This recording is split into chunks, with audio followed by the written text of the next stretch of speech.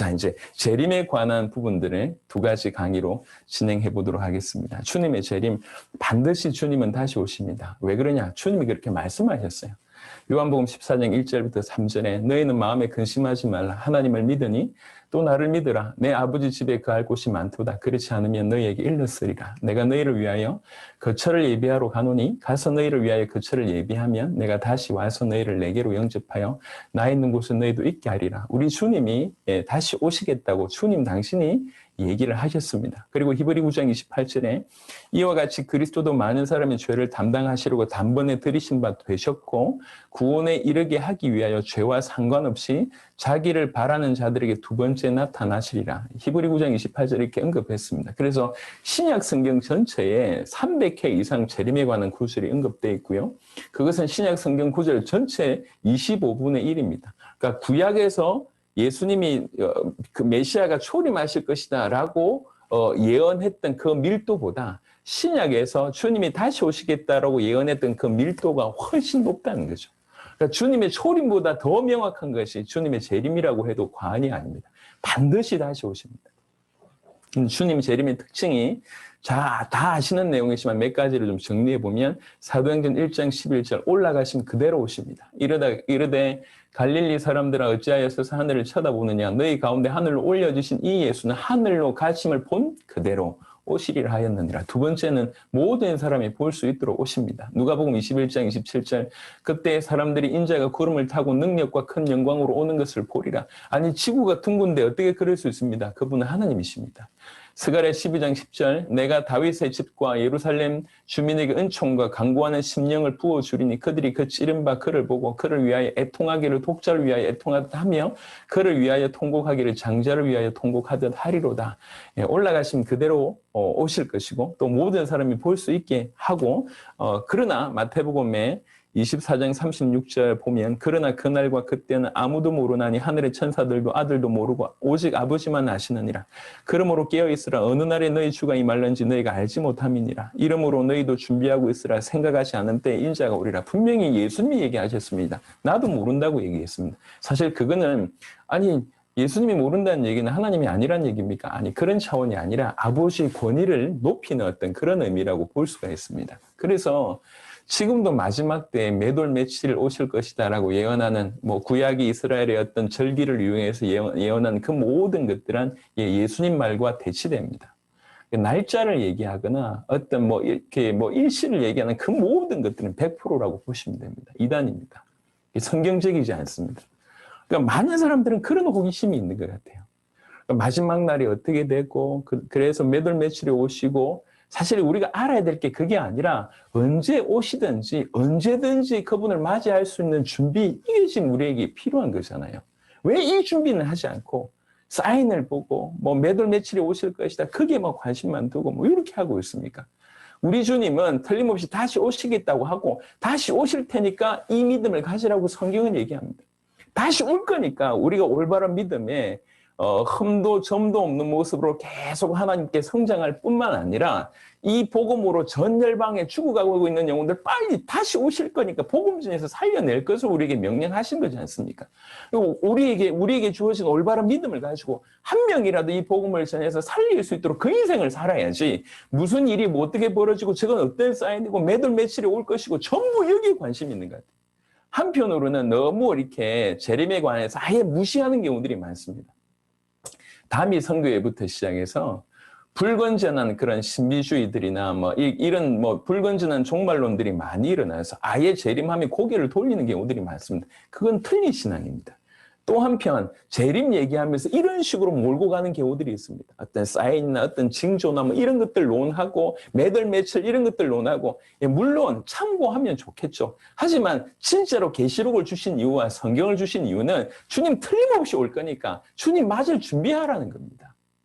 우리가 정말로 신랑을 준비하는 참 이 단장된 신부처럼 우리 자신을 준비하고 우리 주님이 언제 오십니까? 이 복음이 땅끝까지 전거된 이후에 끝 오신다고 했으니까 정말로 믿는 자라고 하면 그분을 준비하는 그런 인생이라고 하면 이 복음을 땅끝까지 전달하는 그런 사명 살다가 주님 오실 때 맨 앞에서 무릎 꿇고 주님 이렇게 영광 돌리는 그런 인생이어야 되는데 이게 전혀 지금 다른 방향으로 가고 있습니다. 이게 사단의 고도의 전략인 것 같습니다. 아예 재림 자체를 무시하게 만들거나 아니면 재림 쪽을 전혀 다른 방향적으로 가게 만들거나 이런 것 같습니다.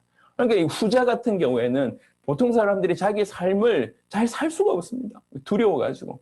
저런 사인, 저런 징조, 이렇게 전쟁 나겠다. 마곡과 곡의 전쟁이 아닌가, 뭐, 오만 얘기를 다 합니다. 그러면서 복음은 몰라요. 예수님이 누군지를 몰라요. 무슨 믿음을 가져야 될지 몰라요. 그러면서 주변을 돌아보지 않습니다. 들들들 끌고 앉아 있습니다. 그러면서 자기네들끼리 뭐 무슨 사이다, 무슨 이러고 앉아 있습니다. 주님이 기뻐하겠습니까? 그게. 우리가 핵심이 뭔지를 알면은 조금 정리될 수 있지 않습니까? 뭐가 중요한 건지. 그래서 분명히 얘기합니다. 재림의 세 번째 특징, 예수님이 얘기했습니다. 나도 모른다. 오직 아버지만 아신다고 얘기했습니다. 예수님도 모른다고 했는데 왜 날짜를 굳이 알려고 그렇게 발부둥 치고 몇 월 며칠이라고 하냔 말이에요. 그렇게 하는 분도 보통이 아니지만 그걸 또 믿는 사람도 보통 아닌 것 같습니다. 도대체 어디서 그런 믿음이 나옵니까? 예수님을 하나님의 아들 그리스도라 뭐 이렇게 얘기하면 그런 믿음은 영 안 들어가더니 몇 월 며칠 온다 그러면 그렇게 믿어지나 봐요. 제가 예전에 저희 아버님이 또 얘기하네. 저희 아버님이 저보고 너 다리 밑에서 주워왔다고 하는데 이게 막 믿어지는 거예요. 왜 그래요? 우리 아버지가 잘생기셨거든. 우리 동생도 잘생겼는데 나는 왜 이 모양이냐? 다리 밑에서 주워왔구나. 어릴 때 그게 그렇게 믿어져요. 한마디 했는데 내가 너를 사랑한다 이런 말은 전혀 안 믿어지고 너 다리 밑에서 주워와서 그렇구나 이렇게 믿어지는 거예요. 여러분 생각을 해보세요. 이게 왜 믿어져야 될 건 안 믿어지고 다른 거는 그렇게 믿어지냔 말이에요. 진짜 믿어야 될 것은 예수님이십니다. 예수님이 하나님의 아들 그리스도라고 하는 사실이 믿어져야 돼요. 그리고 그 믿음으로 살아내기를 바라십니다. 그리고 이 믿음을 전해서 이 복음을 전해서 전 세계 전 모든 민족이 살아나기를 원하시는 거지 않습니까? 이게 정상입니다. 왜 이것은 그냥 기초라고 들리고 몇 월 며칠이 어떻고 트럼프가 어떻고 뭐 백신이 어떻고 뭐 난리도 아니에요 지금. 또 흥분했습니다. 죄송합니다. 네 번째, 그런데 주님의 재림의 네 번째 특징은 언제 주님 오시냐? 마태복음 24장 14절에 이 천국 복음이 모든 민족에게 정언되기 위하여 온 세상에 전파되리니 그제야 끝이 오리라. 마지막에 설명하려고 하다가 요거 지금 그냥 바로 나온 김에 좀 설명을 좀 드려보겠습니다. 다시 이 천국 복음이 모든 민족에게 정언되기 위하여 온 세상에 전파되리니 그제야 끝이 오리라. 이게 마지막 이렇게 주님 재림의 기준이라고 볼 수 있는데 여기 자세하게 보시면요. 천국 복음이 모든 민족에게 정언되기 위하여 온 세상에 전파되리니 이렇게 되어 있습니다. 이게 전파라고 하는 단어와 정언이라고 하는 단어를 한번 좀 살펴보시겠습니다. 자, 이제 어떤 선교단체들은 그런 얘기를 합니다. 한국은 복음화됐다. 미국도 복음화됐고 필리핀도 복음화됐다. 왜 그러냐? 다 예수 이름 안다. 다 예수 이름을. 그러니까 저 밀림이나 저기 원시인들한테까지 예수님 전해지면 끝이 온다. 이렇게 얘기를 합니다. 왜 그러냐? 그들의 포커스는 예수 이름의 전파의 포커스가 있습니다. 다 예수 이름 안다는 것이죠. 그래서 제가 엘살바도르에 갔는데요. 엘살바도르에 어떤 분이 자기는 비행기 전도를 한대요. 비행기 전도 그게 뭔데요? 비행기를 타고요. 스피커를 크게 해놓고 아주 낮게 날면서 섬마다 돌아다니면서 예수 믿으세요. 예수 믿으세요. 이런다는 거예요. 비행기 전도. 그래서 예수님 얘기 계속 한답니다. 그럼 선배들은 있었던 사람들 다 예수 이름 들었겠죠. 그러면 그게 세계복음 아닙니까? 여러분 예수 이름 아는 게 중요한 게 아니에요. 분명한 것은 뭐냐면 그 모든 개개인들로 하여금 예수가 누군지 정언돼야 됩니다. 무슨 말인지 알겠습니까? 예수 이름 들었다는 게 기준이 아닙니다. 그 예수가 누군지 정확하게 정언돼서 나 안 믿겠다 안 믿겠다 이렇게 나오는 거예요. 이게 포커스입니다. 그러니까 예수라고 하는 단어 자체가 중요한 게 아니고 그 예수가 누군지가 정확하게 정언되는 것이 세계복음화입니다. 이렇게 돼야지, 그래, 그런데 나 안 믿어. 어쩔 수 없는 거죠. 그런 분이시냐? 내가 믿겠다. 모든 민족에게 정언되기 위하여, 모든 민족에게 예수가 누군지가 정언되는 것이 포커스입니다. 그러면 예수님이 하나님의 아들 그리스도라고 하는 정언이 한국에는 얼마나 됐을까요? 필리핀은 얼마나 됐을까요? 우리는 이 생각을 달리 하셔야 됩니다. 우리는 전 세계에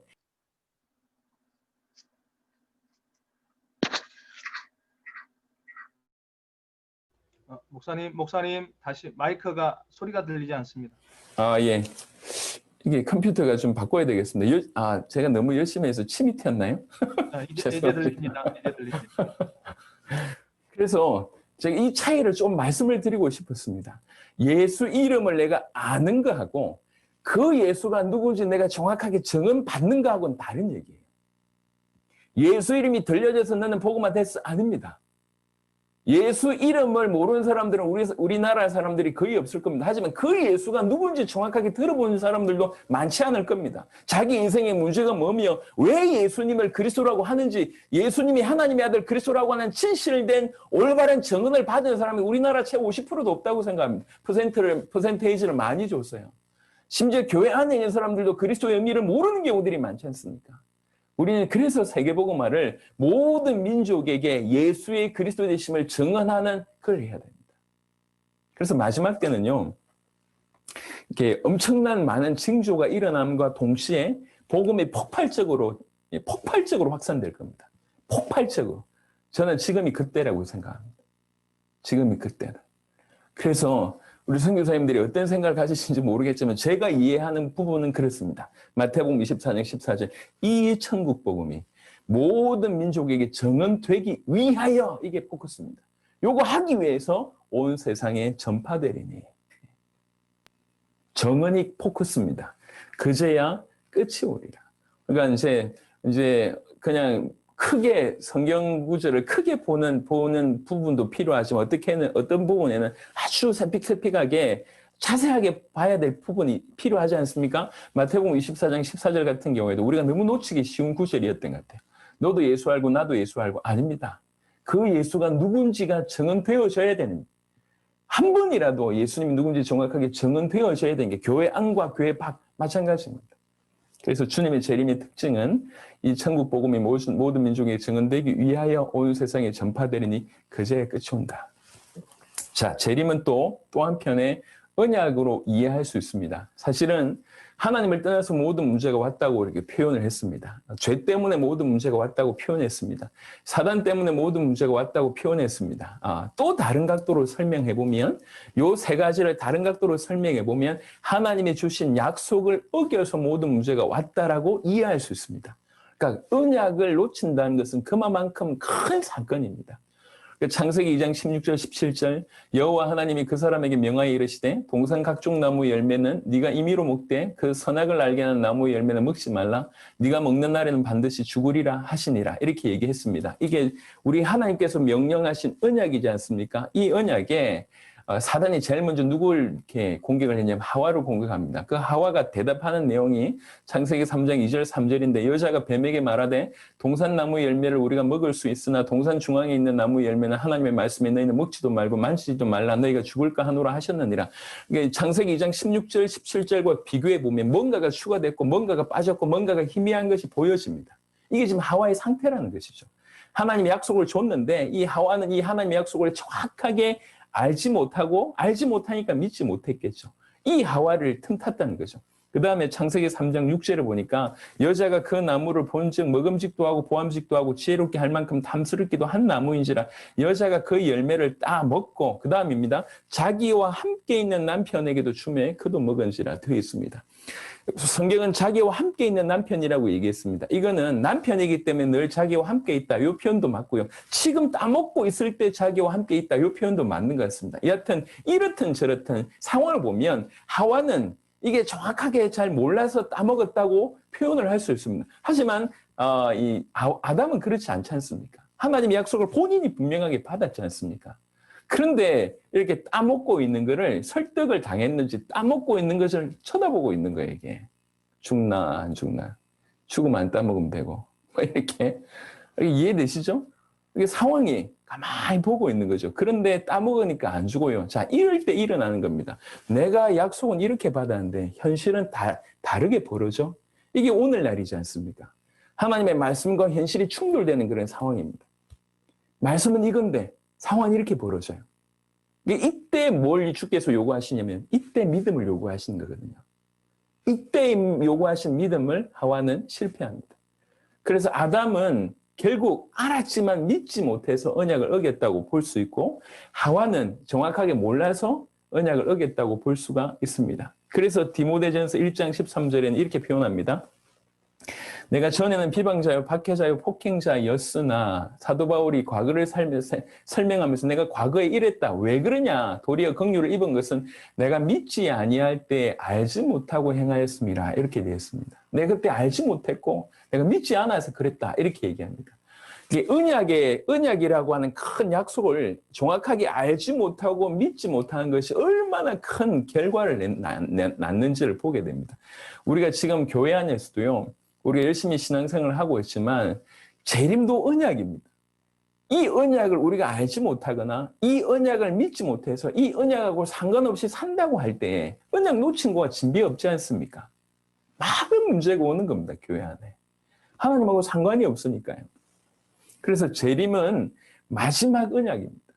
마지막 언약이기 때문에 이 재림에 관해서 정확하게 알고 진실로 믿고 온전히 순종해야 됩니다. 정확하게 안다는 얘기가 휴거가 언제 되냐 뭐 이렇게 정확하게 알아야 될 게 아니라 주님이 오신다고 하는 부분입니다. 제가 이제 전 세계 복음을 전하다 보니까요. 그리고 이제 당대 세계복음화의 주님 재림을 우리가 같이 준비하자 이 얘기를 하다 보니까 전 세계에 이렇게 그 신학의 프리즘이 너무 많더라고요. 극우에서 극좌부터 시작해서 너무 프리즘이 넓어요. 그러니까 또 이제 가보니까 이제 그 뭐 전천년설부터 후천년설, 무천년설 이제 신학의 배경이 다 다르지 않습니까? 모여가지고 뭐 휴가가 있다, 없다, 언제 온다부터 시작해서 난리도 아니에요. 자기네들끼리. 자기네들끼리. 저를 부르진 못하고 목사님들이 신학의 배경이 다 다른 신학 박사들도 많고 뭐 교단을 세운 사람도 있고 하니까 막 한참 논의를 하더라고요. 저 바깥에서 쳐다보니까 한 2시간 이상 논의한 것 같아요. 아주 신랄하게 논의하면서 결론을 이렇게 내렸습니다. 휴고가 있든지 없든지 빨리 오든지 늦게 오든지 그게 중요하지 않지 않냐. 언제 주님이 오시든지 언제 휴거가 당하든지 상관없이 지금 우리가 뭐 하면서 살아야 될 거 이게 지금 결국 중요한 거 아니냐. 그래서 더 이상 논란이 끝났습니다. 복음을 믿고 이 복음을 전 세계에 전하는 거 이것 말고는 언제 휴거가 되고 언제 주님 재림하시고 천년설이 뭐 먼저 오고 늦게 오고 뭐 없고 중요하지 않다. 결국 우리는 이것이 복음이면 이 복음으로 전 세계를 살려내야 될 것 그것 말고는 신경 쓸 거 없다. 이래가지고 논란이 싹 총집어가 됐습니다. 신학적으로 볼 때는 얼마든지 이렇게 파이팅 할 수 있는데 진짜 중요한 걸 스스로 돌이켜 보니까 그게 이제 그래서 이제 그 이후로 더 친근하게 서로의 어떤 부분들을 인정하되 복음만 절대 양보하지 않고 복음으로 어떤 교단도 서로 품어내는 그런 일들이 뭐 중남미에서부터 자연스럽게 일어나더라고요. 주님의 재림을 정확하게 알아야 된다고 한 것은 신학적으로 휴거가 언제 있고 뭐 천년설이 어떻고 이런 걸 정확하게 안다기보다 주님 오신다고 하는 주님의 재림에 관해서 정확하게 알아야 된다는 것이며 그리고 또 진실로 믿어야 된다고 하는 것입니다. 베드로서 3장 12절에 하나님의 날이 임하기를 바라보고 간절히 사모하라. 그날에 하늘이 불에 타서 풀어지고 물질이 뜨거운 불에 녹아지려니와. 그러면서 온전히 순종해야 됩니다. 사도행전 20장 24절 내가 달려갈 길과 주 예수께 받은 사명 곧 하나님의 은혜의 복음을 증언하는 일을 마치려 하면은 나의 생명조차 조금도 귀한 것으로 여기지 아니하노라. 정확하게 알고 그 다음에 진실이 믿고 그 다음에 온전히 순종해야 됩니다. 왜 그러냐? 그것이 약속이기 때문에. 우리 하나님 주신 약속이기 때문에 그 언약을 놓쳐서 모든 문제가 왔다고 하면 이 재림의 언약을 놓치고 있다고 하면 그 우리 인생 가운데 중요한 방향이 이미 없는 거 아닙니까? 예수님을 믿는데 뭘 위해서 살아가야 될지 방향이 없어요. 주님의 다시 오심이라고 하는 것이 자기 삶에 전혀 영향을 주지 못합니다. 전혀 뭐 이렇게 믿는 사람 같지 않는 거죠. 그러니까 제가 볼 때 그런 안타까움이 있어요. 어떻게 교회를 이렇게 오래 다니면서 예수 이름으로 그렇게 응답을 받으려고는 발버둥 치면서 예수님에 관해서 이렇게 관심이 없을 수 있는지 그런 생각을 많이 하고요. 주님의 다시 오심과 전혀 상관없이 살아갈 수 있는지. 여러분 하나님의 백성이면 하나님의 복음이 가슴에 없다. 그럼 답답하게 돼 있어요. 본인의 길이 주님이 원하신 길하고 좀 맞지 않다. 하나님의 사람이면 답답하게 돼 있습니다. 정말로. 그러니까 이제 교회 안에 있으면서 이런 답답함이 전혀 없다. 제가 볼 때는 좀 생각해 봐야 돼요. 하나님의 사람은요, 올바른 길을 걷지 못하고 있을 때 열심히 하고 뭔가 많은 일이 벌어지고 역사가 일어나는데도 불구하고 답답합니다.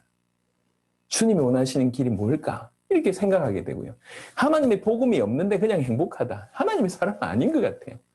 늘 갈급하는 겁니다. 하나님 복음에 대해서. 성경에서 얘기한 바가 뭘지. 저는 어릴 때부터 이렇게 좀 음식을 먹으면 많이 체했어요. 체한 느낌을 제가 했어요. 그러니까 적어도 1, 20년 그런 늘 체하다 보니까 그런 체한 느낌을 늘 있는데요. 이 복음을 모를 때가 이게 더 이게 또 심했던 것 같습니다. 근데 제가 복음을 정확하게 딱 발견하는 순간, 계시되는 순간 마음에 그냥 체증이 1, 20년 된 체증이 싹 사라지는 그 느낌이 들었습니다. 이게 복음이구나 라고 하는 것들이 부딪히니까 그다음부터 지금까지 그냥 한결같이 뜁니다. 한결같이.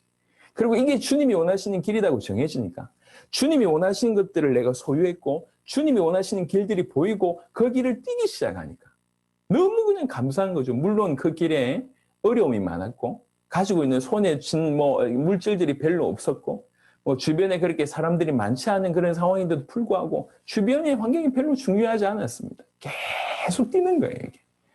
실수 한두 가지 했겠습니까? 많이 했겠죠. 그럼에도 불구하고. 그래서 그런데 하나님의 사람이 하나님의 복음이 없는데 행복하다. 하나님의 사람이 하나님 원하신 길을 걷지 않은데도 별 생각 없이 그냥 감사하다, 행복하다. 뭔가 생각해 봐야 됩니다. 정말 하나님의 사람은 하나님의 복음이 없을 때 답답해 있고 그래서 교회 내에 굉장히 충성된 사람 중에 답답한 사람들이 많을 겁니다. 의외로. 그 사람들은 복음에 목마른 사람입니다. 그런 분들이 복음 받게 되면 그냥 생명처럼 일어나는 거예요. 자, 그래서 이 언약대로 마지막 언약이니 언약대로 성취하실 그리스도의 신 예수님이십니다. 계시록 22장 12절에 보라 내가 속히 오리니 내가 줄 상이 내게에서 각 사람에게 그가 행한 대로 갚아주리라. 계시록 22장 13절에 나는 알파요 오메가요 처음과 마지막이요 시작과 마침이라. 계시록 22장 20절 이것들을 증언하신 이가 이르시되 내가 진실로 속히 오리라 하시거늘 아멘 주 예수여 오시옵소서. 이게 마라나타 신앙이지 않습니까?